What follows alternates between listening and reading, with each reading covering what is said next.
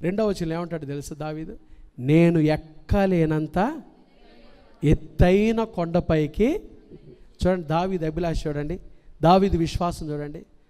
మనందరి జిప్పులు కావచ్చు, మనీ జీవితంలో పెళ్లి కాకపోవటం కావచ్చు, కొంతమంది సంసారాల్లో పిల్లలు లేకపోవటం కావచ్చు, ఉద్యోగాలు రాకపోవటం కావచ్చు, పిల్లలకి మారు మనసు లేకపోవటం కావచ్చు, మాట వినని పిల్లలు, ఇవన్నీ ఏంటి చెప్పండి? ఎత్తైన కొండలే. దావీదు విశ్వాసంతో అడిగాడు. ఏమని అడిగాడు తెలుసా? దేవా, బూదిగంతముల నుండి నీకు మొరపెడుతున్నాను, నేను ఎక్కలేనంత ఏ కొండపైకి? ఏ కొండపైకి చెప్పండి? దేవుడు ఎక్కించాడా లేదా? హల్లెలూయా! ఎక్కించాడా లేదా?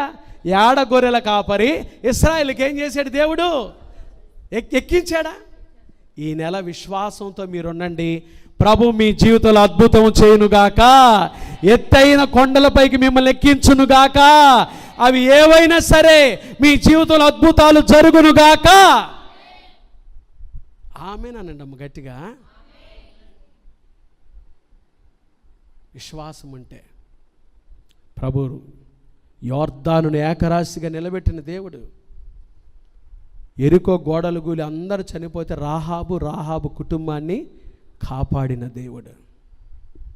ఈ నెల దేవుడు మీ కుటుంబాలు అద్భుతం చేయునుగాక, అద్భుతం చూచుదురుగాక. చూడాలంటే ఏముండాలి?